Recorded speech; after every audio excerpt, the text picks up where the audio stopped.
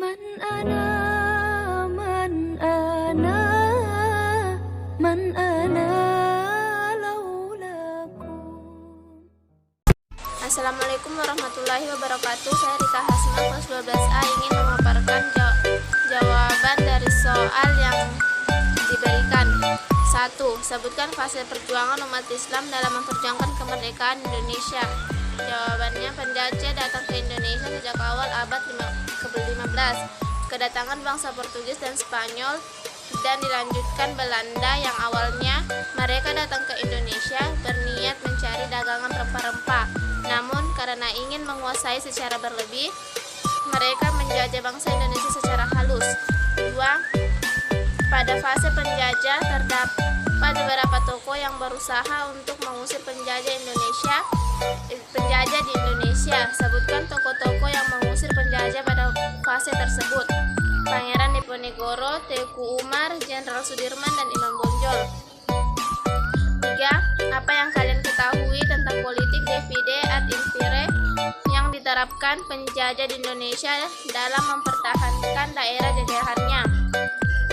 Jawabannya, politik divide et impere adalah politik adu domba yang digunakan Belanda untuk menguasai Indonesia. 4. Bagaimanakah peran umat Islam dalam memperjuangkan kemerdekaan pada fase kebangkitan nasional?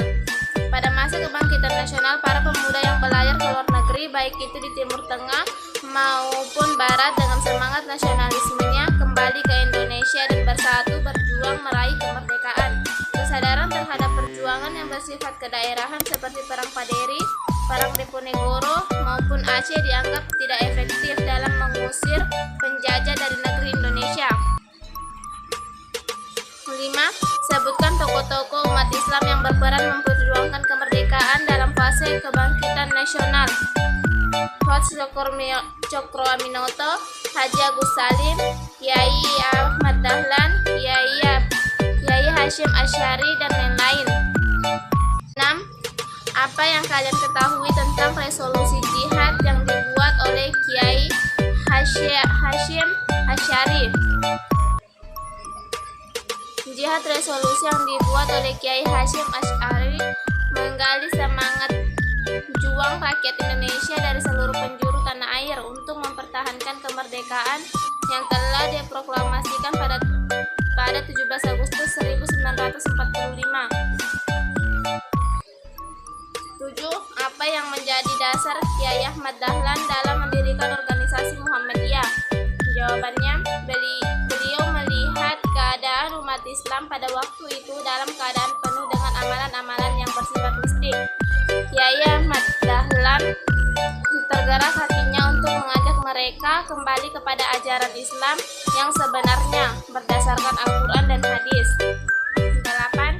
Bagaimana peran umat Islam dalam mengisi kemerdekaan? Jawabannya, ajaran Islam yang dipeluk oleh sebagian besar rakyat Indonesia telah memberikan kontribusi besar serta dorongan semangat dan sikap mental dalam perjuangan kemerdekaan.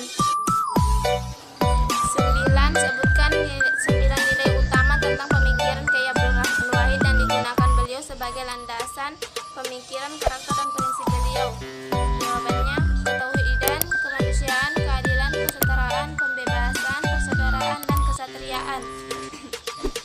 10. Berikan pendapat kalian tentang bagaimana sikap kita dalam mengisi kemerdekaan yang sudah diperjuangkan oleh para pejuang pendahulu kita, dengan cara mengikuti upacara kemerdekaan Republik Indonesia, menjaga dan merawat peninggalan bersejarah, mengamalkan nilai-nilai luhur yang terkandung dalam setiap sila Pancasila.